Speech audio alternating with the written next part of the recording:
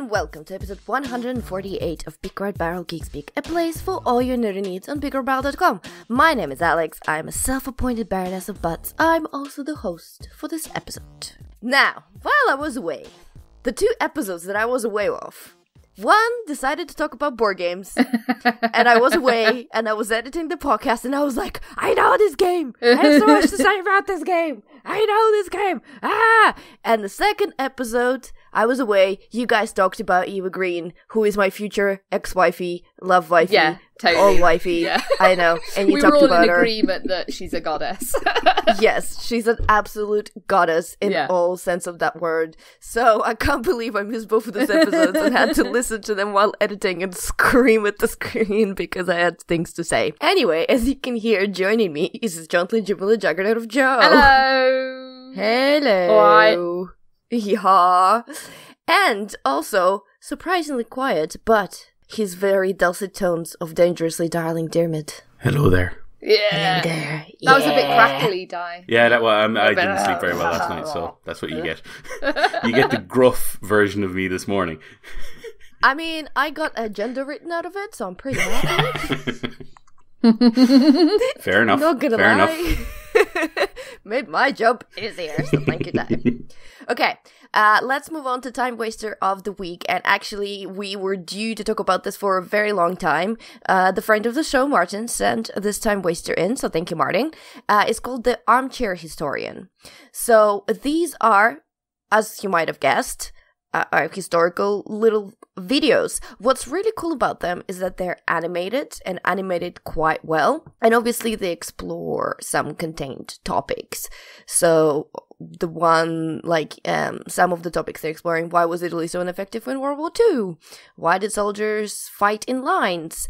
Rise of Prussia. What Prussian army really the best? Was our Prussian army really the best? God damn it, Alex, can you read? Anyway. Words, yes. And they're not super long. They're about 10 minutes and beautifully animated, as I mentioned. Mm-hmm. And this is I'm looking at the views, and he's got millions of views on some of his videos, so he's clearly super popular, and somehow we're just not been aware of him. Mm-hmm. But I've been watching a couple of them, and if you like your history stuff, then you should definitely check him out. Yeah, and I've watched a few of these videos, and he seems well read. Like he seems to kind of be able to cover everything pretty well, explain stuff pretty well. Like, as you say, the video quality is quite good as well. Like the way he's able to, like, a lot of the stuff when he's talking about the wars and he's showing either images from the wars or like maps, and he's showing movements of different troops and how empires have expanded and shrunk and gone away. Some of his videos are just really, really good. It's one of those things where, you know, if I'm not doing anything else, I'll put that on while I'm eating dinner or something and kind of go, yeah, that's good. I feel like I'm not wasting my time. I feel like I'm actually learning something. Learnings! It's a good bite-sized chunks for dinner. By the time you watch one episode, you're probably mostly done. Yes. Especially the way I eat. But anyway. It's good to learn. Learning is good. Learning. Yeah. Learnings. Yeah. Okay, so the link for this will be in the description below, so please do check it out. And now we're moving on to news. Now, a bit of a warning. There hasn't been a lot of news, but everything that has been a little bit disappointing, except for one topic that I wasn't prepared to be excited, but I'm quite excited. But let's start with something that I think was coming for so long. It's not surprising at all, and at this point I don't actually think people care that much. But Henry Cavill is no longer Superman. Henry Cavill? He's out. Henry Cavill. Who's That's Henry his new Cavill? name. Start again. That's his new name. No, keep it. That's it now. Did you Henry also Cavill. not sleep very well last night, Alex? No. I love it. Henry Cavill. It's Henry perfect. Cavill, yeah. He's also the star of The Watcher. No, as you say, this news does seem to have been coming for a while. I mean, DC have completely messed up their cinematic universe. Like, I don't think they've nailed anything except for Wonder Woman. Now, I'm going to put my hands up, I'm still excited for Shazam. I love that character. And based on the trailer, I like what they're doing with it. Does that mean anything in terms of the rest of the films? No, because he's not going to be a main character in the main DCEU. He's like Ant-Man, who isn't a main character. He's just kind of someone you put in there and maybe they're funny. But that's not enough to save this cinematic universe. So I honestly think they're going to do some sort of a soft reboot and try again, because of course they're going to do that because they need to make money. But this story broke during the week, and it kind of made sense based on the fact that he has also gotten the offer for The Witcher, or he's taken... The Watcher? The Watcher. Yes, The Watcher. So when I hear, I'm so ruined by Horizon Zero Dawn, I hear the word Watcher, and that's immediately what I think of. I'm like, where? Give me those. Where's that DDI looking at me? Little millimeters. But like, this story broke this week, and it kind of made sense. So, according to, I think it was the Hollywood Reporter who originally reported this. Henry Cavill, it looks like talks have broken down with him and Warner Brothers. So it doesn't look like he's going to be coming back for any more movies. And I think the straw that broke the camel's back, or at least started this process off of him potentially not coming back, was discussion of a Superman cameo in Shazam, which is apparently arriving next April. And they were going to have him in there as just a kind of a cameo that would tie it into the rest of the universe. And I think it was due to scheduling conflicts that they couldn't get that done. Now, people might be thinking it's because of The Witcher, but it's apparently not. Apparently, The Witcher decision was made after the fact that the talks broke down, so this is just late breaking news. But yeah, as you say, I don't think many people care. I think he wasn't given anything to do as Superman, so I don't think the role is particularly interested in. I don't think he's not particularly interested in continuing, because especially like with Justice League, he was given absolutely nothing to do. Nothing. He was, spoilers, he was dead for most of it. So it was like, there was just no sort of reason. It's a very similar situation with Ben Affleck. I don't think he's coming back as bad. I honestly think Warner Brothers just need to go away and go, let's just do this again. Let's try again and try and get it right. Will they? Probably not. I don't know if they've learned any lessons at all, but... I mean, look, you guys talked about it a little bit last week as well, about, the thankless role, what you just said, basically. And we gotta give Superman some kind of credit, because I don't think Henry Cavill was that well known. Like, I knew him from Tudors, honestly. He had a really great role in Tudors that I've enjoyed. There was a lot of Henry Cavill, so of course I enjoyed that part. Excellent. But Superman was the one that I think put him more, and you know how it is with Hollywood, it's so annoying. Like, he's clearly an amazing actor, because apart from Superman, he had so many roles that I've enjoyed, and I don't think he would have gotten those roles if he didn't make his name as a Superman. And you know what? I treasure A Man from U.N.C.L.E. It is a weird, shiny, colorful baby that is so enjoyable, and he's so good in it. And again, I don't think he would have been there if he wasn't there. Witcher, whatever you think, I wasn't super excited. Then I saw Photoshop, and now I don't know how I feel about it. But still, you're just picturing the bathtub with him washing himself, aren't you? Yeah, right. Oh my goodness. No. Dirty minds. Dirty minds. Don't lie. I'd agree with you. I think he's a good actor. It's just, they just gave him nothing to do with that role. So I'm not particularly surprised that he doesn't want to do it anymore. And yeah, he got out of it what he wanted. He's got a name recognition. Now he might as well get out, because these movies don't seem to be getting any better. His role doesn't seem to get any more interesting. So he's done. He's good. He's in Mission Impossible. He's with TC. He's good. Yeah, true. Very true. And he was very good in Mission Impossible. I enjoyed that role. Like, he does meathead very well. The mustache was crucial to the character. Exactly. All those muscles. All of those muscles. Yeah, no, to be fair, like, I talked before about how much I'm really not a fan of his, and most of that is down to awful Batman v Superman and even more awful Justice League. So hopefully now he might do some good things and act properly, and then I might, find him entertaining again. Who knows? Similar question to last week when I sprang the role of Yennefer on you guys. Oh my god. Who should take over as Superman? Nobody. Well, okay, no, let's say they soft reboot and they try again. Nicolas Cage. Let Nicolas Cage do it. He's always wanted to. He almost did. Let him do it. Nope. He's killing it in Mandy right now. Let him do. It'd be amazing. Nope. Okay, Joe says Nicolas Cage. Yeah. Alex says, let the Superman calm down. I honestly, I have no stakes in this game. I was never a Superman man. I never found any of those movies or the character interesting at all. Like, just give me more Batman. That I'll watch anytime. Not a Ben Affleck Bring Batman. Michael Keaton back. Michael Keaton! Yeah. Forever. Yeah, Like, old man Batman. I'll watch that. I would. okay, I'm going to throw out totally one watch name, and I want to see if you guys agree. that. Okay. Eva Green. Yes. Yes. My goodness. I was actually going to say Armie Hammer. I No. think he could do a very good. No. He has the chin. No.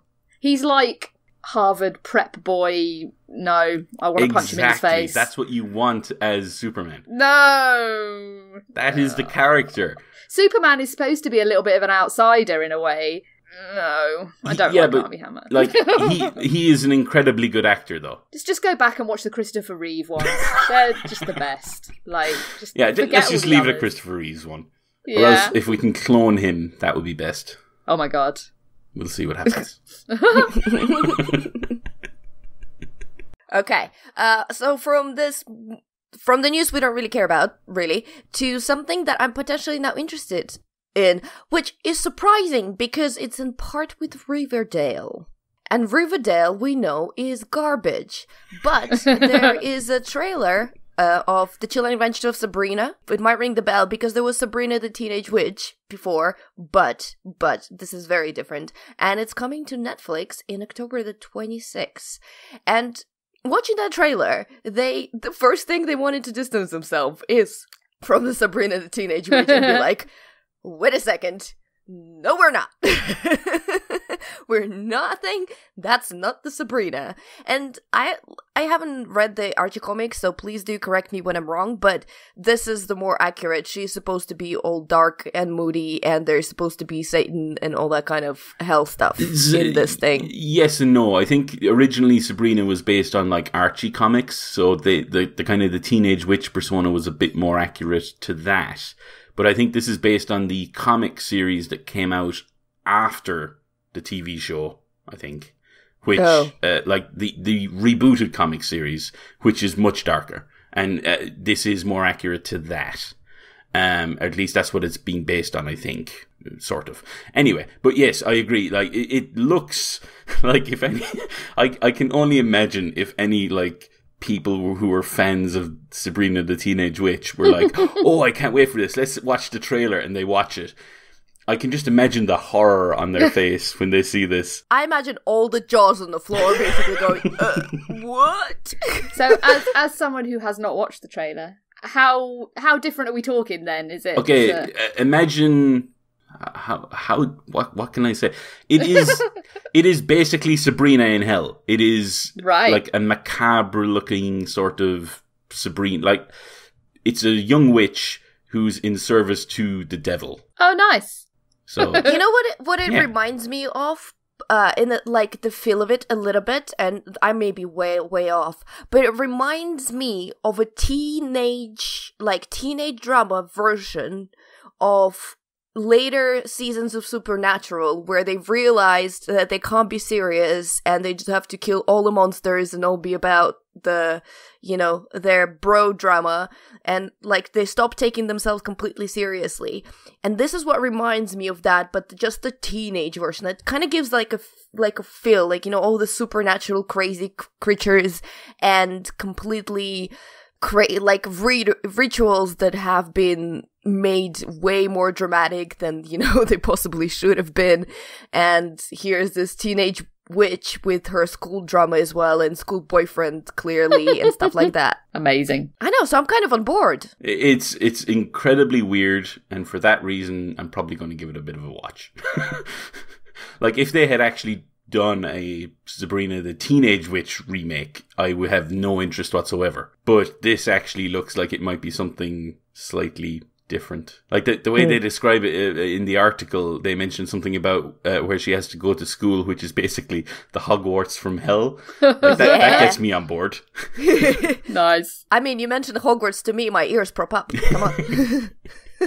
Exactly. Sorry. I'm sure in my head the next two things I was going to ask you guys somehow relate to this topic, but I can't quite find the connection at the moment. But number one is because it's Netflix. None of us have been watching Iron Fist, right? Oh, God, no. No. Just checking. You know, I got far better things to do, like stare into space. Also, Watch Ben Drive. PSA, the Dragon Prince, that show that I talked about a few months back, which was the one that's made by some of the guys who, number one, created Avatar: The Last Airbender, and also involved in Uncharted. That's been released this weekend. I've only seen the first 2 episodes so far. So far, it's very entertaining. Yeah, PSA. There you go. Nice. Go watch. Nice, very nice. And another thing, which is a PSA that I saw on the bus the other day, and I got very excited. Killing Eve is apparently coming to iPlayer, and from everything I heard about that TV series, it's a must-watch. I have heard nothing about it. Killing Eve. Never heard of it. Well, Sandra Oh was nominated for. Oh, Sandra Oh, she's great. I love her. Yes. See. Okay, I'm in.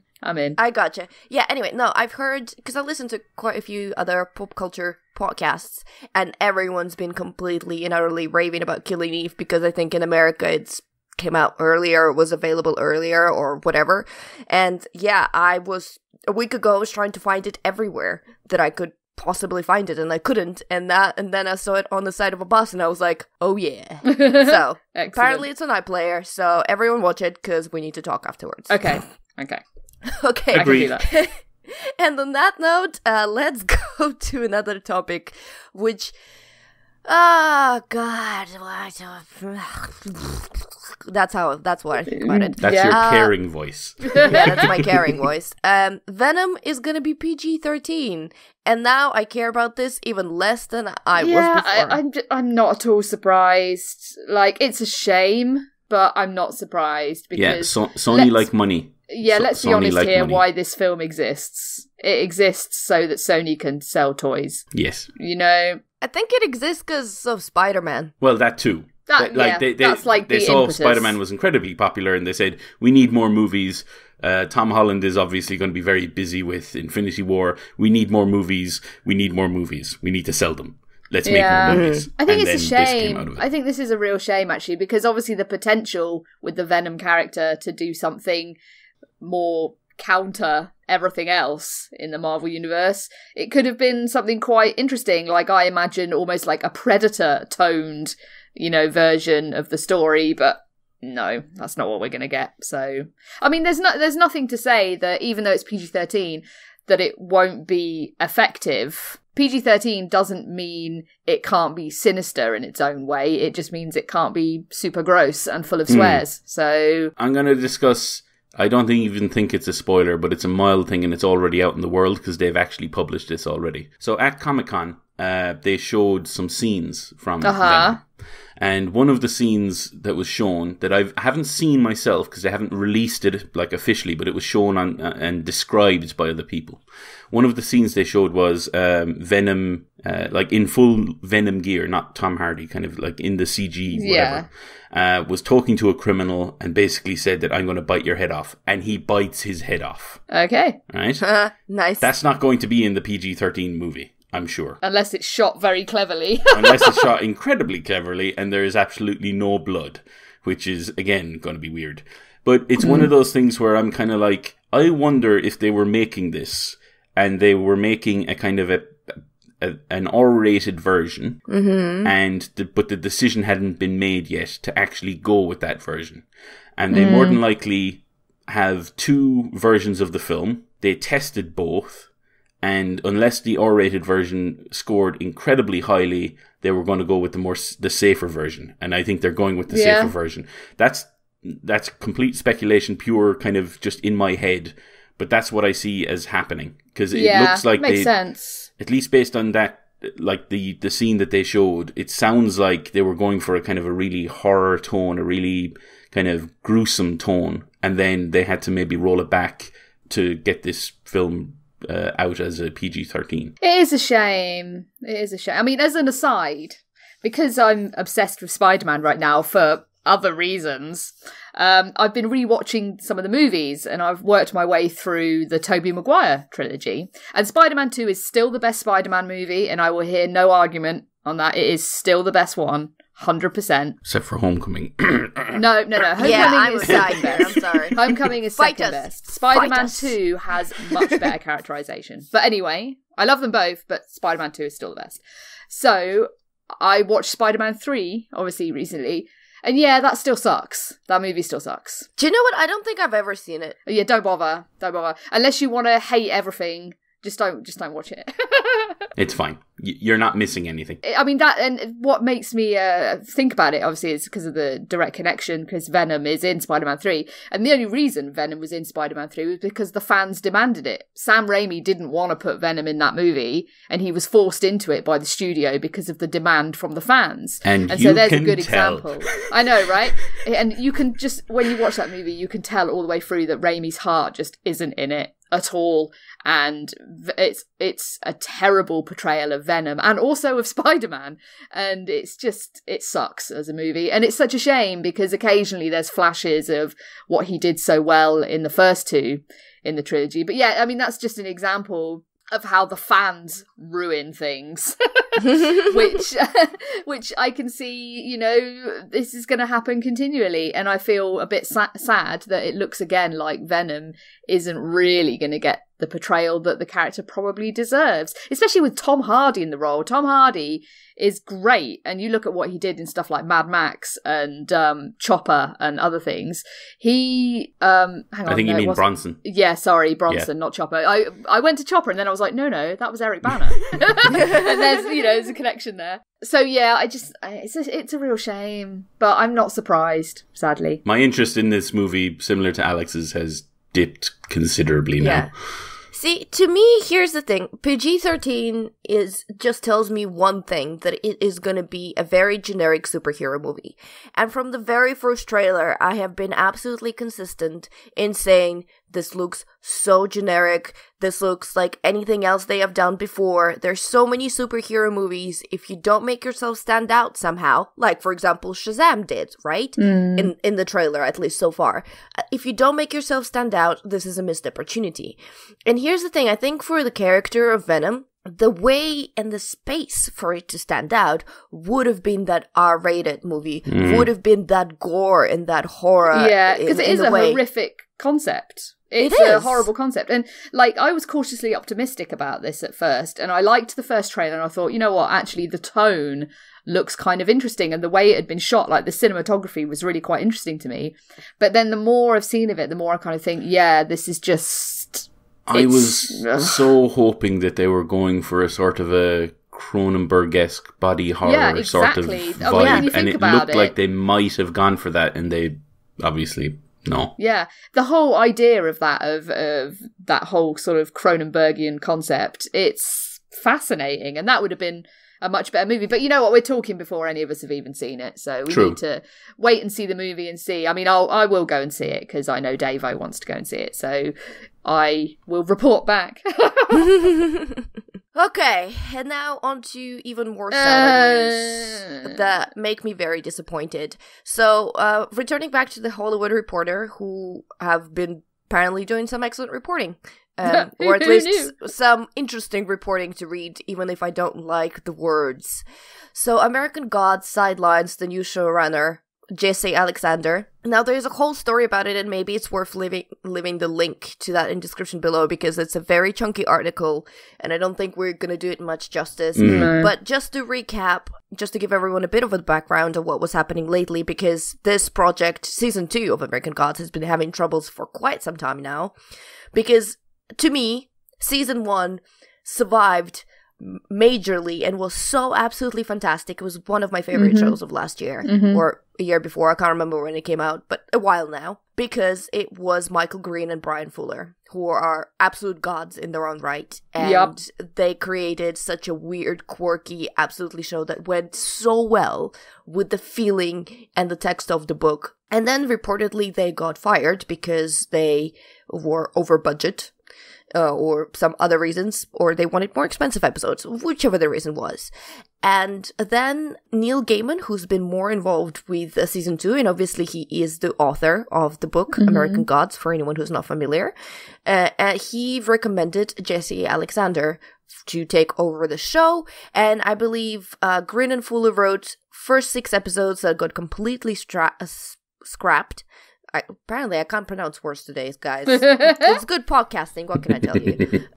And then Alexander attempted to fix the issues, but that wasn't happening. And now the reports from the inside voices, or inside sources, or whatever you want to call them, are telling that he's basically been sidelined, and they don't want to call it fired because that's bad publicity, but is basically fired. And the scripts for the finale are not ready. Everything is being in disarray. I think there is another key person in the article that was holding Burke. I'm not sure if I'll open the article and confirm later, but there was another person who's been holding okay, so Stephanie Burke, there you go, I checked. So Stephanie Burke, who was an executive producer, she was basically holding the whole show together, and she's left for a position in Film Nation. So it all seems completely... It's falling apart, isn't it? It's falling apart. I had really bad feelings for this as soon as Green and Fuller were out, because they, to me, were the heart of the show. And then... They were the reason to watch, honestly. I mean, look, actors were fantastic. There were so many fantastic actors there, but it's for the vision that we went for. And so, so when they were gone, then obviously we lost Gillian Anderson, because she's very loyal to Brian Fuller. Understandably, they've worked together for a long time. And I can't believe, what are they going to do with the media? That's just crazy to me. Yeah, so I've almost written this off. Season 2, I've almost written it off entirely already, which is such a shame. The potential for this show following on from season 1 was just stratospheric. You could have done so much with it, and it just seems like the studio are just balking at it, and maybe obviously financially they don't want to put a big outlay into a season of something that is perhaps, yes, a critical darling, but maybe wasn't doing the numbers in quite the same way. It's just disappointing, I guess. Just disappointing for everyone that really loved that show. And it was the best thing on TV last year, by far. It was amazing. And it is sad. It's sad that it's probably not going to reach those heights again. No, to be honest, I think, they're obviously going to release it because they seemingly a good way through it, and... at this point, that'd just be a lot of waste of a whole lot of bunch of money. But at this point, I almost want them not to. Because the first season is so good. If it gets to stand on its own, then I just don't want it to be marred by mediocre second season. Because that's just... Everything was so great in the first season. I'm sorry, this makes me really upset because I loved the show so much. I'm so glad I put it into the agenda. Whoops. Yes, thank you, Di, for bumming us all out. No, we talk about something nice now. I agree, with everything you guys have said. I just wanted to say that it's disappointing, but at least we'll always have that first season. Yeah. We will. We'll always have Saigon. Had some nice dreams from that TV show. That might be a bit of a TMI. Anyway. Amazing. What about Gillian Anderson, right? Because I'm fully on board with that. I can totally understand. No? I'll tell you off mic. Amazing. Oh my goodness. I know. Okay, let's move on to something else. Now, I'm gonna briefly touch on this because it's super silly and I love the show. We're moving into topics, by the way. We're done with the news. The news is depressing. This week. The news is depressing. Let's never talk about the news again. Until next week. Next week, No more news. No. Returning back to Netflix. So Netflix have been steadily but slowly releasing episodes of Project Runway. Now, before everyone rolls their eyes, I'm already doing it. Mine is so far back in my head right now. I can't Bear with me. Okay, so I'm not I watch a lot of the trashy shows. I watched a bunch of America's Next Top Model and all that kind of stuff. I don't even know what you'd call them, but competition shows, I guess. But Project Runway actually has a lot of merit. Because for those of you who don't know, it's a show, well, there's a weird part of it that made me kind of roll my eyes every time, but I'll get to that in a second. It's hosted by Heidi Klum, and it's got a panel of judges, which Nina Garcia from Marie Claire is always there, and then Michael Kors was there for the beginning of the shows, and I think they replaced him with Zach Posen, and then there is also a guest judge. But they basically take about 15 or 16 unknown but talented fashion designers, and every week they tell them to design something. They have a runway where they show off their clothes, and then they eliminate someone. Very simple. But where I think this show has actual merit is because the people that they actually invite in the show are super uber mega talented. The constraints, the time limits they give them, the money that they gave them to buy fabrics, the challenges they set out for them are challenging. There is no other word. They are really tough, and it is only the best of the best that actually make it. And whether you care about fashion or not, think about it as if someone was making an art. Literally, if they told you, create the sculpture or create this installation, this would have been the same thing, just with clothes. And one of the challenges that I absolutely love that they sort of do very much at the beginning of the show to kind of weed out very talented people, they do an unconventional challenge. So they basically go to like a pet store or a party store, and they tell you, everything in the store you can buy, make clothes out of it.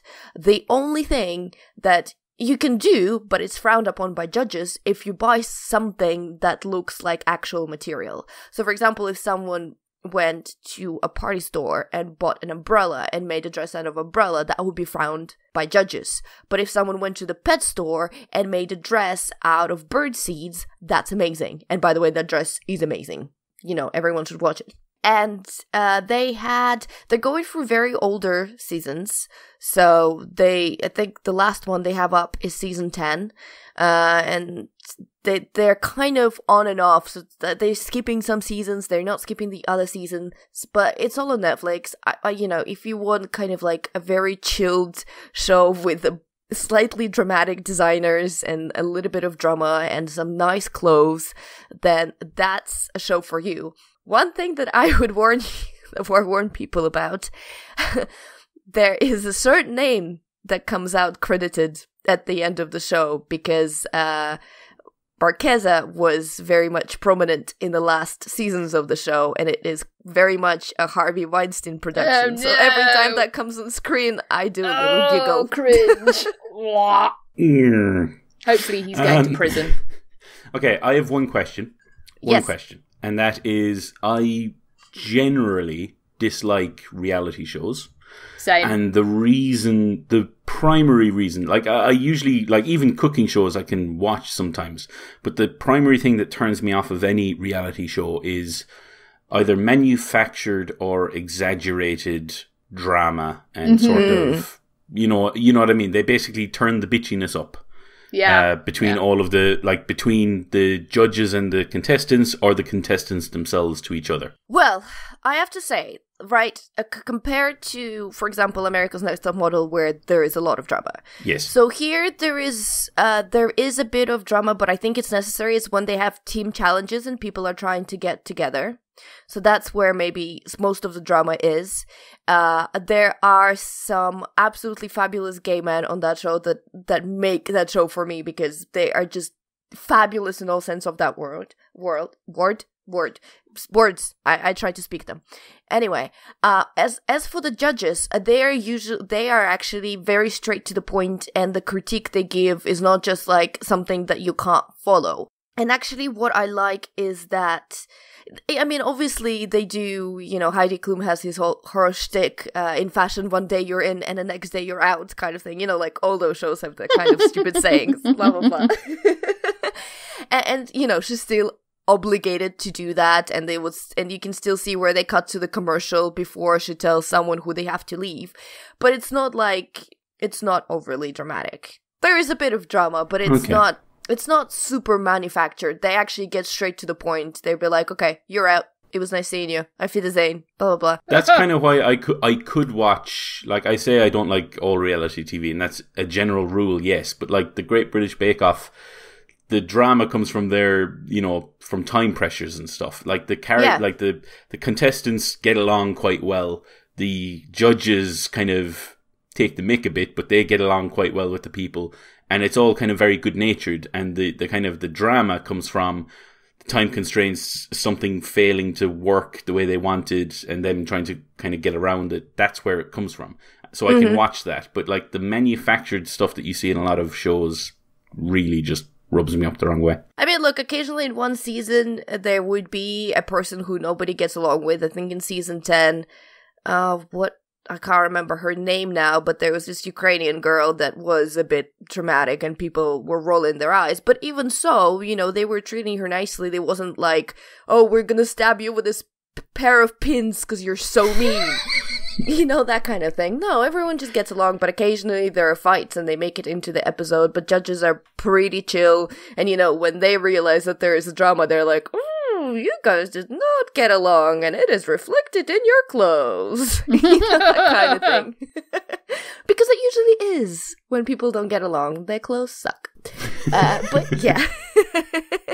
Anyway, this is a really weird recommend for me, but it was kind of like really entertaining. I was watching it before I fall asleep, and it was great. Yeah, sometimes it's nice to watch something that's a little bit garbage just before you fall asleep. Look, I mean, this was mine. It was kind of like I was watching Beastmaster before, which is fantastic. Yeah. Oh, but yes. Beastmaster is awesome. And then I was like, Project Runway. So I like these kind of shows where if you fall asleep, it's okay. But you're entertained until you do. Okay, moving on to another topic. Now, Joe, are we continuing on the path from last week of anime path? Oh, yes. Yes, so this is an anime. Yes. Mm-hmm. So this is Yuri on Ice, which is actually, it's not that new. It was out in Japan originally about this time a couple of years ago, so like October 2016. And it's been on Crunchyroll for a while, but I haven't had the chance to kind of sit down and watch it. And boy, I wish I had. It's so good. I basically binged all of this in a few days. I tried to kind of pace myself, but there's only 12 episodes currently, but it's been such a huge success that there's going to be a movie next year, and also I think another series. But yes, so this Yuri on Ice is about figure skating, and it's about male figure skaters in the highly competitive and erotically charged world of male figure skating. And I tell you what, it is so lovely. It's so lovely. Like, it's not what you expect it's going to be at all. Like, it focuses on this skater Yuri. He's a Japanese figure skater, and as the series starts, he kind of crashes out of the championships in like last place, and he wants to quit, and he feels really despondent, and he suffers with like anxiety and things like that. And the way the show actually depicts anxiety is really, really quite good, and very sort of realistic and believable. And he kind of is sort of his lowest ebb. And he has an idol, this Russian figure skater, Victor, who is an amazing skater, and he's won all the championships, and he's like the pinnacle of the sport. And he's kind of idolized, Yuri has idolized Victor for his entire career. So when he goes home and he catches up with his friend, and they're at their own sort of local ice rink, and his friend secretly records him skating one of Victor's routines, just, for the fun of it, and he does it really, really well. And Victor comes and becomes his coach. And so the series follows him progressing through the next stages of like a championship, and there's a few different tournaments that go on, and there's a whole bunch of other skaters you're introduced to. Like, there's another Yuri Plazetsky, who's a Russian kind of skater, another Russian one, and he's like a wunderkind of the sport. He's like 15 years old, and he's an amazing skater, but he's a bit of a brat, like a bit of a punk kid. And so there's an interesting dynamic there, because the Japanese Yuri is very sweet and kind of reserved and nice, and so it works quite well. And there's like the development of a relationship between Yuri and Victor, which is absolutely adorable and really, really well done. Like, it's not at all sort of seedy or grim kind of coach trainee sort of relationship. It's actually done really, really well. I should add as well that Yuri is a little bit older, the Japanese Yuri. He's like 23 or something, and Victor is meant to be in his late 20s, so it's perfectly appropriate. And it's absolutely lovely, and the way it kind of sells this central relationship. It's not at all about titillation or anything like that. It's a really, really believable, close and tender relationship.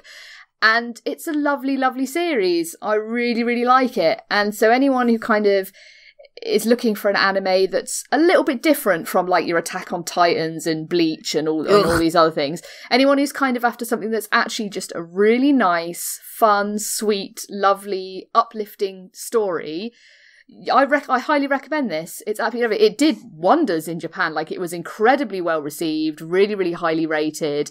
I think it was one of the best-selling Blu-ray series of the year and stuff like that. And people love it. And it is absolutely adorable. And I actually want to watch it again. I think I'm going to watch them all again because I need more Yuri in my life. It's one of those, like, you watch a couple of episodes and you're like, oh no, I need more. I need to know more. And there's only 12 episodes and then they're over and you're like, but I need more. More Yuri. And is there just one season? Yeah, there's only one season right now, 12 episodes, and they're short episodes. They're only like 20 minutes an episode, so there is not enough. I need more. And I mean, I secretly quite like figure skating. Why do you have to like it secretly? Well, because you should like it openly. It's amazing. People make fun of things like that, don't they? Which is silly because it's really cool. It's really cool, but yeah, out of here. And I like figure skating because actually, when you think about it, it's pretty hardcore. Like, yeah, it is. What they do is nuts. And I quite like that Dancing on Ice show that's on ITV when they get the celebrities to do it. I say celebrities, you know what I mean. Like, almost celebrities. And they get them to do it. I think they had Cheryl Baker on the last series and it was hilarious. But I like that show. And so I do kind of like figure skating. And the thing that's nice as well with this anime is that they're really, really quite sort of loyal to figure skating. Like, they had an actual proper championship skater, a guy called Kenji Miyamoto, do the choreography for the show. And so it's very true to the sport in how it's represented, and you find yourself really caring about the routines. Like when they're skating the routine, they're like, and the commentator's going, oh, he's gonna do his next quadruple axel, and you're like, oh god, is he gonna land it? Ah! And you get really, really into it. And I love it. It's adorable. It's really sweet. It's really nicely animated. It's got a cracking J-pop soundtrack. And it's just got this lovely central relationship that is fully believable and really, really sweet. So yeah, Yuri on Ice, if you like animes that are a little, like, not violent and just nice, watch this. Have you ever watched Nodame Cantabile? No, I'd never even heard of it. Okay, so I honestly can't repeat it, so... Yeah, what? I heard a collection of words, I was like, huh? Okay, so Nodame Cantabile, it's a pretty old anime that's, I think, started very well, and I maybe went a little bit downhill the last couple of seasons. Yeah. But the first season is hilariously fantastic. And why I'm saying that is because you know, of you saying, oh, you care about, how their routines turn out. You really do. It's amazing. So Nodame Cantabile is about classical music students, right? Oh, so it cool. follows Chiaki, who is... This all happening in this music school in Japan. I can't remember. This is a very old anime, so some details may be escaping me. But, so Chiaki, he is a really great pianist. He's like one of the star students of the school. He's really focused, but what he really wants to be is a conductor. And he's struggling to be a conductor because nobody gives him a chance to be a conductor. Nobody really believes him a conductor. Anyway, but he's like this very proper, very serious young man, very kind of into studying music and getting himself better. He's very clean, very tidy, very composed. And then one day he realizes he lives flat next to Nadame, who is a girl, and she goes in this musical school with him. She is a complete slob. She's sort of a bit like, she's out of this world, right? She's not a normal person. Yeah. She's got a certain way of thinking, a certain way of doing things. She's just a bit of a mess. But the thing about Nadame is that she's got amazing raw talent. And she's really talented. She just needs someone to sort of help her channel and channel her raw talent into it. And anyway, they strike a relationship, and it's obviously one of those, oh, she's in love with him and he's kind of, you're weird, and then he's in love with her and she's like, well, now I have to focus on my music and you're kind of interfering. And then kind of by the season 3, I guess spoilers, but it's really not about that. Yeah. They find kind of the middle ground and they figure out how to make that relationship work. But what's great about that is obviously because they're musical students, there's a lot of classical music in it, and they do, play a lot of it and show them playing. And there's, I got some of my, I've never really been a big classical music fan, but some of my favorite now pieces are the ones that I heard in that anime. And yeah, it's sweet, it's fun. I found it online, yeah. Oh, I think it's on Crunchyroll. It probably would be, yeah. I might have to watch it if it's on Crunchyroll. Nodame Cantabile. Yes, cool. I recommend it. Yep, still can't repeat it, but okay. I think it is on Crunchyroll, so I might watch it and report back. Yes, please report back. It has been a while. I watched it as a teenager. Yeah. So I don't know. I remember this relationship being quite sweet, but maybe I need an updated look onto that. Yeah, and I'll be like, mate, it's so twisted. And you'll be like, oh, we're so wrong. What have you been watching? Lovely. But yes, so anyway, that's Yuri on Ice. Watch it. It is adorable. Okay, moving to another thing that has apparently been good. Yeah, don't believe it. I refuse to believe it. That's what I said. I'll be honest. I added this to the agenda, and I was like, I don't believe I would have added this to the agenda last week for any of us to talk about, because I don't think any of us is particularly interested in Call of Duty. I literally couldn't care less. Unless it has zombies, I'm not. Well, that's the thing. This is where it gets really interesting. So this week, or this last week, they've been running the beta for the Call of Duty Black Ops 4 Blackout mode, which is their take on the Battle Royale genre. And they've been running it since last Monday, I think. And that's been in the private beta, which I managed to get a code for thanks to my housemate. And now they're in open beta this weekend. So you can play it on all of the platforms, PlayStation, Xbox, and PC. And it's available now for people to jump into and have a quick look at. And I'm kind of at the end of my Battle Royale genre love affair, I'll be honest. I haven't played PUBG in ages. I also haven't played Fortnite in ages. I've been kind of sick of the building mechanic in that game for so long that, Agreed. I'm just sort of done with it. H1Z1 was good for a time, but again, I'm kind of done. So I was surprised when I jumped into Blackout, and I actually enjoyed myself quite a bit. I've always liked the Call of Duty gameplay. I've been terrible at it, but I've always liked it, and I've loved their single-player campaigns. They tended to be short but action-packed and kind of worth going through at least once. The multiplayer I've no interest in. I'm useless at it. I don't want to be abused when I go online, so I prefer to play other games. Overwatch, where you don't get abused? Exactly, yeah. I never get abused in Overwatch. For charging in as a rhyme. Anyway, I've also enjoyed the zombies mode, but not nearly as much as other games. So I tend not to focus on that too much. But I played Blackout and I really enjoyed myself. And I'm still not on. I went from definitely not pre-ordering and getting this at all to now being on the fence. I still haven't made the decision to do that. I'm probably going to wait until it comes down in price, but I'm actually a bit more interested in this game now because of this beta. And I'll just go through some of the details of it, and then why I've enjoyed it. So firstly, it's a battle royale game. And what they've done is they've managed to stitch together a number of different maps from the Call of Duty history, and they've put it into one larger map.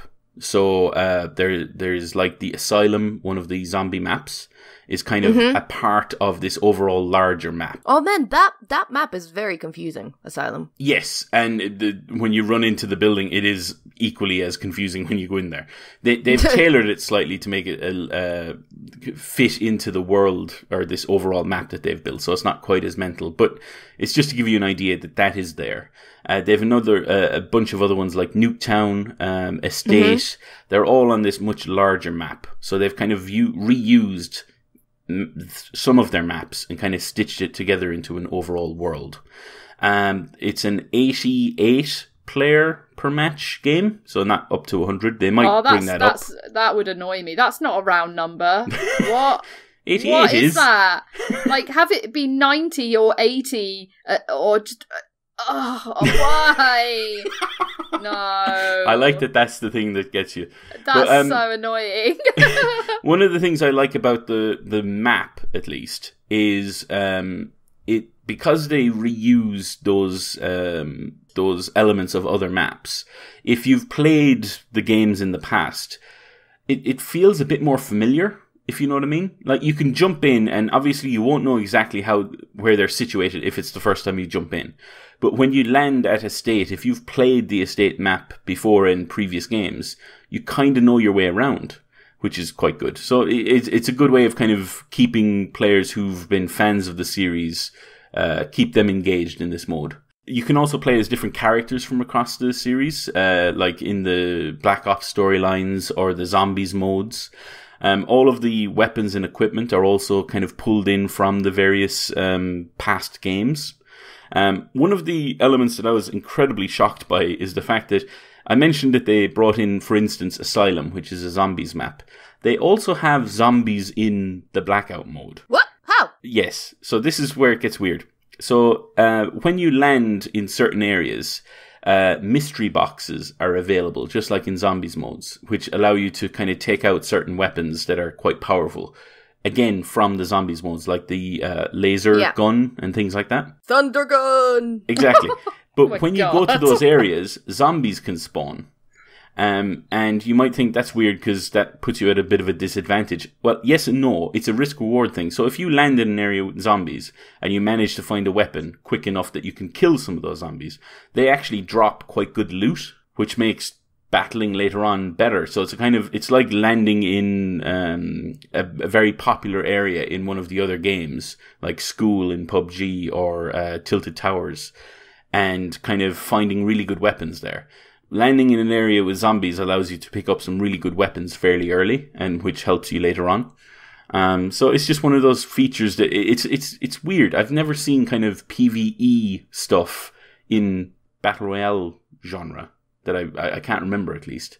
So that's kind of, I just liked that idea. Also, there's vehicles in the game. So one of my favorite things is if you get a flatbed truck, one of your guys can drive, and then your other teammates can kind of hop into the back of it, and you just kind of trundle around, and you can kind of drive into barriers, and then everyone jumps out and takes out another enemy squad. Just like every other Battle Royale game, it's just fun to play with other players. The fact that there's no building involved is Thank God. brilliant, because that just annoys me in Fortnite. Like the fact that you could go up against someone who's incredibly crap at shooting. If they know how to build, you will not kill them, ever. Mm-hmm. It's shocking how... Anyway, I'm not going to complain about Fortnite anymore. I'm just going to say that I was pleasantly surprised by the Blackout beta. I enjoyed it a lot. And as I said, it has moved me from a definitely not buying to on the fence. So I don't know. I think it's I don't know if I think it's available for free this weekend. I think if it is, I would suggest giving it a go. Obviously, by the time this podcast comes out, you might not get that chance, but maybe watch some videos, see if it's something you might enjoy.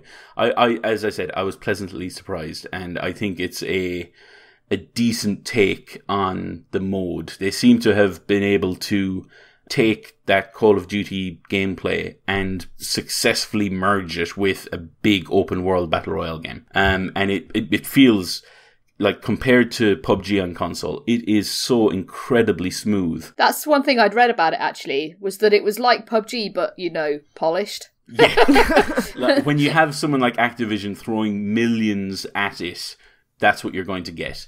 I mean, I know PUBG has made lots of money, but I don't know if they've really, really reinvested all of that into the game. Of course they seem to have. Come on. They don't seem to have. And similarly, like with Fortnite doing so well, they clearly have. Fortnite is incredibly polished as well. It's just that the core gameplay I'm not entirely a fan of. This seems to be core gameplay that I'm a fan of, and production qualities to match. So I think it's very, very good. And I'm as shocked as you guys are. Yeah. Yeah, I think we all know it's not for me. I'm sure it will be very good, very polished, but it is not for me. I'll just go back to Spider-Man. Thank you.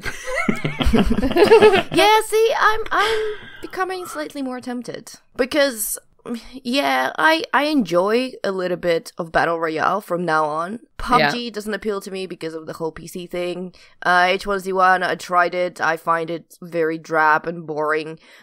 Fortnite, you guys know I talked about Fortnite a lot, but it does get annoying with the building. And while the building is obviously some of its selling point, and it's really interesting, I almost wish there was a Battle Royale mode without building there somewhere. Yes.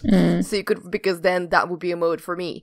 So something that they seem to have done a lot, actually. That they seem to have taken Battle Royale mode, they seem to have taken all the best things about their previous games and some of the interesting twists, and they smashed it all together in this map. It looks at least interesting enough for me to say, maybe. Like, previously, someone said me, boycott it, I'd be like, get out. Now, I'm sitting here thinking, maybe. Because if you think about it, when you buy the game, it's going to be a £40 game at launch, obviously, like every other thing. And I'm 40? How about 40? 50? I was going to say, try 50, 60. yes, sorry. Well, it depends. You can shop around. But like, they're going to have stuff in there. But I believe they've already announced that all maps are going to be free, additional maps. So it's not going to be they're not going to silo off players like they've done in the past, which is good. And they've also, this is going to include a zombie mode out the gates. And because it's multiplayer focused and there is basically no single player, it means that they've kind of put a lot of the maps are coming back for zombies, and a lot of the multiplayer maps are back for the main mode as well as new ones as well. So I'm kind of like, I think value for money wise, I think you're going to get your money's worth if you like at least two of those modes. And I know, Alex, you like zombies, and I know that you might like this Battle Royale mode, even if, like myself, you probably won't like the main multiplayer mode. But at least that sounds like you might get your money's worth. Whereas before this beta, I don't think I would have gotten, or at least I had the impression that I wouldn't have gotten my money's worth. Look, at the end of the day, if I get to spend a couple of weeks playing this with friends, I got my money's worth. Yeah, I'd agree with that. Like, even if it's a couple of hours every other day. That's all that matters to me, really. I don't need someone to be like 80 hours and I'll be like, yes, I made my money back. No, did I have fun? Yeah. It's not always about the time. It's not always about the time investment. It's about how you felt about the game. Mm-hmm. Yeah. Quality of the good times. Yeah. Yes. It's quality, not quantity, Moving on from Black Ops to another hell that I have managed to fall into because of someone, yes, you know who you are, and I blame you completely, but I started playing Hearthstone. Lush. Oh, God. Look, here's the thing. I'm surprised this has not happened to me before because, I love card games. I love playing tabletop-y kind of stuff. And this is definitely that. None of the previous, I know there's Elder Scrolls 1 that I played and quite enjoyed, but it never really hooked me. You could just play Gwent. Yeah, I love maybe. Gwent is the best. Yeah, I would mind. I'll try out Gwent, but yeah. But I got into Hearthstone. Now, if I have to... Do I have to explain Hearthstone? That is the question. I think it's okay. Yeah, it's pretty self-explanatory to anyone who's even heard of it. Yes, it's a Blizzard's card game. It's super popular. It's fantasy themed. It's 2-player. You play against another person. Now, the thing about Hearthstone, and the thing that I think is so great, it is my favorite type of game where the gameplay, the core gameplay, is incredibly easy to pick up. You learn it in 5 seconds. But then the variety of cards, the variety of powers and strategies and how you can do what you want to do is so unbelievably diverse and adds so many layers that it becomes really complicated. Because essentially you have base 8 characters, I can't remember, and you can build a variety of different decks for them. So part of them come from their specific cards, and part of it comes from the cards that are available to everyone. And man, I've been playing against some really mean people. So there is a spell hunter, which basically means that they just cast a bunch of spells, and every time you attack them, bad things happen. And you're like, I gotta hit that hunter in the face, but if I hit it, he's like got 3 spells in it. Some of them will activate and do bad things to me. It's a nightmare. It's a nightmare.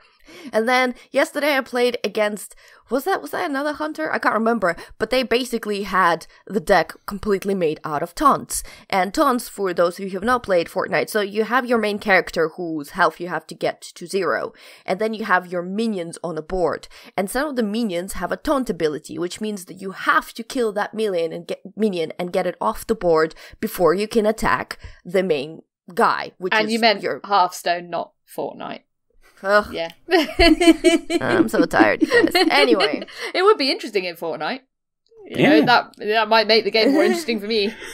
Anyway, so those 2 decks can F right off because meh. I mean, the bad thing about Hearthstone, I guess, is that you either spend a lot of money buying different decks or you grind a lot to get different decks.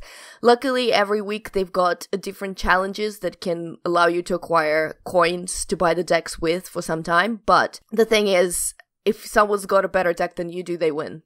That is just, that is the truth. If you don't have the powerful enough cards or a good variety of cards, or you don't know how to build your deck because you need to have a variety of low cost and high cost cards, you're gonna lose. So it's a thing where it's so addictive, it's so fun, but also it can be sort of frustrating where you're playing against someone and you can just see that their deck just kicking your deck's ass all across that playing field, and you're like, yeah, there's just no way. That's the inherent problem with card games like this, really, in that, unless you've got a balance of decks, it is incredibly unbalanced. You can't, it's the same in Gwent. Like, you can be as clever as you like and have good tactics, but if that other person has got a ton of legendary cards, then you're knackered. You can't do anything about it. I mean, I think there's a good mix between the actual cards and strategy, because you might have all the legendary cards you want, but if you're crap at building your deck, you're still not going to win. Yes, yeah. The other people are going to outsmart you. So there's always that kind of level, but at the moment right now, I've just started getting cards and building and working up to them, so I don't have, I can't make a spell hunter deck, for example, because I don't have enough spells to make that worthwhile. So I have to play with the beast hunter in a mixture of beast and a spell hunter kind of thing. So the more variety of cards you acquire through time, the more options you have and the more decks you can make. But that you can either play a lot or you spend a bunch of money. But I mean, outright, it's free. And you can grind to your heart's desire. When you spend money on it, do you get the cards you want, or is it more like a loot box system? It's a loot box system. Yeah, I think you're guaranteed to get a rare or a legendary in each one of them. I can't remember which one. The one thing I would say, though, when you are fighting against people online, they do put you with people in your own level. So really, you should be fine fighting them as you start, because those people wouldn't have great, amazing cards yet either. Cool. So that balances it out a little bit. But you know what? I'm so deep into the hole. I'm not getting out of the hole. I'm loving that hole. I've been tempted before. I've looked at Hearthstone and been like, oh, I can't. Because not only the money, but also the time. I just think it would just... Yeah, Overwatch already takes enough of my time. So Blizzard, you've got me with that one. But I think I replaced Overwatch with Hearthstone, to be honest. And now I've been promised a rant, and Diarmuid is going to talk about... Not for me, but I'll explain the reason for that in a second. Yes. You lead us in, Di. Yes, I will lead us into the rant. But not from me, as I said, and I'll explain it's why, only a mini as I rant. said. It's only a mini rant. Okay, so she says. That is what she said. She just said... anyway, so yes, I recently watched the Jack Ryan series that came to Amazon, starring John Krasinski. I'm sure you've seen the advertising for it. It's frickin' everywhere. Yeah. Yep. Every time I open Amazon, I see it and I'm like, fuck off. Yeah, continue. Exactly. So I recently watched it, and it just so people are aware, it came out a few weeks back. It's about 8 episodes long. Each episode is about 40 minutes, 50 minutes, the usual kind of time frame. As I said, it's 8 episodes, so it's not the longest thing in the world. You can get through it in a good weekend if you wanted to. Personally, I would recommend it. I think it's a very good show. It's very well written, very well acted, especially by Krasinski and what's his name, Wendell Pierce. He was in The Wire, I think. If you remember him. He plays James Greer, who is another recurring character in the Jack Ryan universe, whatever you want to call it. And this kind of takes, this is a sort of, not an origin story, but you know what I mean? It's kind of the start of his career. He's a CIA analyst, and because of his expertise and his intelligence, he's kind of introduced into the field by James Greer, his boss, and that leads to complications, and in this particular season, they end up going after a terrorist leader known as Suleiman. And this is all in the wake of, like, obviously, after 9/11, so everyone's kind of very fearful of another attack, and this season kind of covers a potential new attack by this terrorist group. The main story is very well done. The Jack Ryan kind of story of him being an unwilling agent being put into the field when that's not really his role. His relationship with his new boss, James Greer, and his pursuit of this terrorist leader, all the while he's trying to have a relationship without telling this woman who he is with a doctor named Kathy, played by Abby Cornish. All of that is incredibly good. And very well written, as I said, and very dramatic. And over those 8 episodes, it will keep you hooked. It's very well done. Everything outside of that is really poor. There are side stories that are just boring. That I honestly I didn't skip through them, but I didn't pay attention to them, which I'll come on to again later, obviously. There's those side stories, and there's also, they do the thing where they kind of go into the motivations of the terrorist leader, and it's fine, but it's entirely predictable. Like, they don't do anything new with him, and that's very disappointing because they spend quite a bit of time with him. As I said, everything else in the main storyline is fantastic, and why Jack it's hinted at throughout that he's had some personal trauma in his past that has caused him to want to stay behind a desk and want to stay away from conflict. And they do a very good job of showing the symptoms of PTSD that he suffers from. They do an incredible job of that. And it all works really well. As I said, those side stories, though, really do drag it down. And make it kind of I'm sure they're going to do a season 2 because I have seen that the reception for this has been really positive. And again, we don't know how the hell Amazon makes money from these streaming services, viewing figures and all that kind of stuff. But I'm assuming they're going to make a season 2. And if they do, I really do hope they focus on that Jack Ryan relationship with whoever comes forward and they improve those side stories.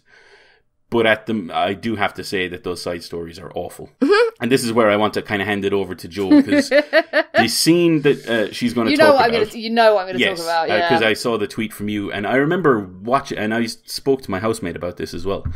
And he kind of mentioned, did you see that scene? Or, when you were watching it? Because he knew I was watching it. And I was like, I honestly don't remember that scene. That's really weird. But then I kind of realized why. That's because I completely tuned out. That was one of the characters, just to set it up, the characters in that scene are members of a drone team. So they're kind of in charge of the military drones that fly over kind of combat zones. And they're the ones who pilot it from the safety of the US. And the characters themselves are just awful. Not just like badly written. They're just bad characters. They have... I think the reason... Actually, Jo, do you want to just cover what you want to cover? Because I think I'm going to try and explain it badly otherwise. So I was kind of interested in watching this show because I love like spy thriller type shows. John Krasinski is great. And, it looked to me like a kind of 24 type show. Not obviously without the structure of 24, but kind of, a continuation of that sort of kind of thing. But then I saw this awful, I'm doing the air quotes, joke between two characters in the show where basically, I'm not going to repeat the joke because it's hideous, but one of them makes a super transphobic joke. And I was like, and it felt like in that scene, it felt so immediately out of place in that scene. And obviously I've not seen the rest of the show, so I don't know if those characters make more jokes like that and so it fits to their character, or whether it was just a weird blip. But for me, I saw that and thought, no, you're not getting any of my viewership. I'm not watching this, because there's absolutely no excuse for it. Like, it's 2018. Like, jokes like this were never okay. They're even less okay now when we're trying to get into a place where people are being represented fairly and where we're not getting this horrible, awful bullying type jokes in shows.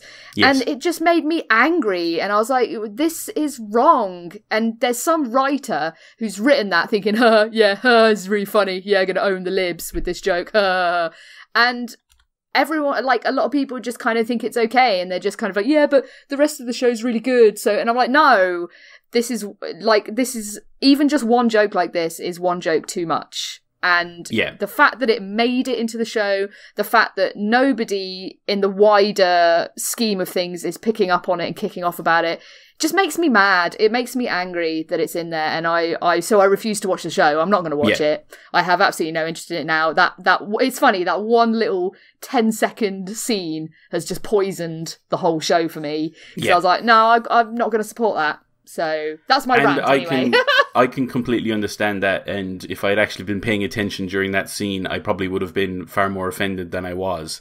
I was just not caring at the time. So that was kind of it. In terms of the explanation, I'm not going to try and forgive this show. I'm just going to explain kind of those characters.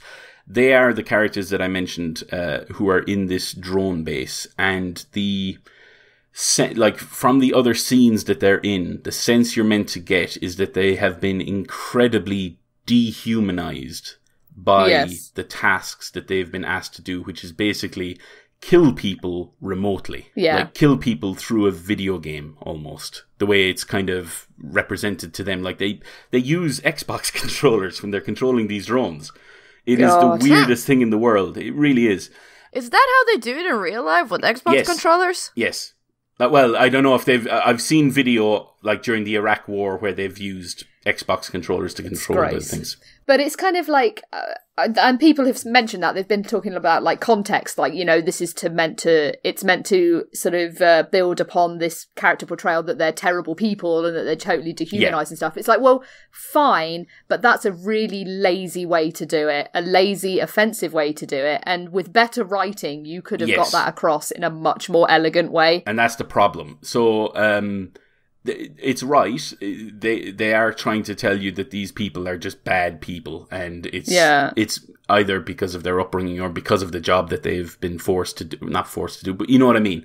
They've been dehumanized, and you're right. It is lazy, but it's entirely lazy. Those side stories, as I've said, are incredibly predictable and poorly written. The main show is very well written, and it's almost like they gave the side stuff to like a B team. Because it really doesn't feel like the same people that are writing the main show. You know what I mean? Because, like, the main show, the way it handles the relationship that certain characters have to various religions, like Islam, the way it's incredibly nuanced and kind of well written. Like, okay, this is a very, very, very mild spoiler, but the character of James Greer, who is Jack Ryan's boss, is a converted Muslim.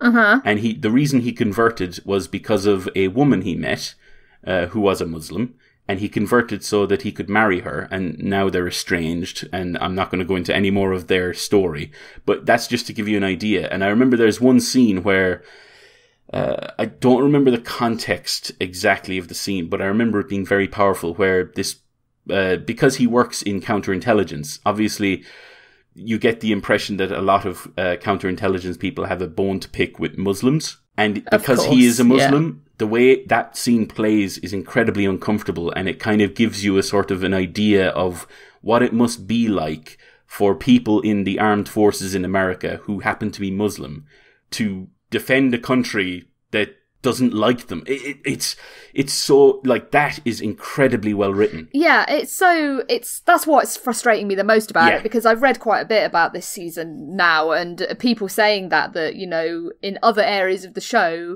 it is very nuanced, and it's actually asking these questions and kind of, you know, laying these things bare, and it's just so disappointing that they couldn't extend that to other parts as well. It's like, you can't give with one hand and take away with the other. You know, it as I said, it does feel like two different sets of writers were involved. I really hope because it's going to happen, when they do a season 2 of this, they put that quality behind all of it, because if they don't, then it's going to be incredibly disappointing again. There's so many more intelligent ways you could write those drone characters. Exactly. Like, you could have them really wrestling with it, and like just painting them as a lazy caricature who make jokes at other people's expense. And that's apparently shorthand for, it's because they're bad people. It's lazy in the extreme. Well, just to confirm, that drone team, one of the characters in that scene that you posted on Twitter, or that you retweeted on Twitter, just to confirm, one of those characters really is wrestling with a kind of the moral conundrum of the fact that they're killing people. So just to kind of say that, because obviously, because you've kind of said would be better if they... It's not done very well, just like the rest of those side stories, as I said. But I just wanted to confirm that is the case. They do try. They fail miserably, but they do try. Oh, well, maybe, hopefully some lessons will be learned. Yes, I hope for season 2 they do learn those lessons, and they put a bit more nuance behind what they're trying to say, rather than just say what they've said. Exactly. Which is, you can't sort of, like, say, open the doors of representation for one group of people while spitting in the face of another. It's not cool. So yeah, hopefully season 2 will do things differently. Exactly. Fingers crossed. Exactly. All right, we've been talking way too long. Sorry, Alex. I know, right? God. I'm so sorry, Alex. I warned you it would happen. Okay, should we close out the show then? Yes. Yeah, let's. Okay. Guys, thank you very much for listening to episode 148 of Geek Speak. You can, as always, get in touch with us on BigRedBarel.com, on Facebook, facebook.com/BigRedBarel, on Twitter, @BigRedBarel.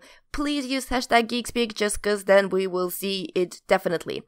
You can also speak to us directly on Twitter. I'm at DustyTulip_. I'm at Pixel Ritual. And I'm at Diarmuid_S. And as always, if you leave us an iTunes review, we will love you forever. We can discuss in what way we love you forever later. I seem to be the one that gets shared out most, so it'll probably be me. But, you know, that's fine. Guys, I would take him up on it. Seriously.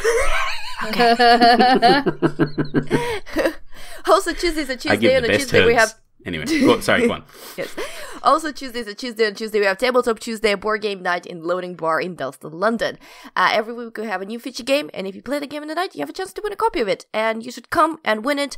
And because I don't know when I'm going to have time to edit this, please go top left-hand corner of BigRedBarel.com. It's going to tell you what is the feature game for that week, give you a little description, give you a little video. And other than that, there is a huge list of all the games that are in the bar. So it's literally huge. So even if the feature game is not up to your liking, there's so many things to play. I will also note that next week we're all at EGX, right? So there's probably not going to be an episode, but there should be an exciting episode after EGX with some juicy things, and that's all I'm going to say. Yeah. All of the juice. So much juice. Yeah, so much juice. Okay, have I forgotten anything? I have one teeny tiny announcement. So after EGX, probably from the beginning of October, I'm going to be starting streaming. Exciting! I'll share more details as and when. I'm not sure of the exact day and time. I'm probably going to be streaming about 3 times a week. So really, I just wanted to kind of open the floor. Wow, that's a commitment. I know, that's the thing, that's what I'm trying to do. I'm really trying to work on my own confidence and commit myself to something like this and kind of just, you know, do something I've wanted to do for a while and actually really force myself to do it. So if I set a schedule, then I will hopefully be trying to stick to it a little bit. But anyway, so I just kind of wanted to open the floor to all of you lovely people out there, for any suggestions of games you'd like to see me stream and things like that. It's going to be mostly PlayStation, mostly because my PC, bless it, isn't probably good enough to play and stream at the same time. So, and because obviously, you know, I love PlayStation like it's my own single-born child. So it will be PlayStation things. So yeah, anything you're kind of interested in seeing, let us know. That'd be really cool. But yeah, I'll give more details nearer the time when it actually starts. Call of Duty? No. Get out. You are banned from the chat. Oh my god. Anyway, okay, so that's exciting. We're gonna have more deets in the coming weeks. I will share more info. And with that, I've been Butts. Oh, I've been Joe. I have also been Diarmuid. And we bid you goodbye. Bye. Butts.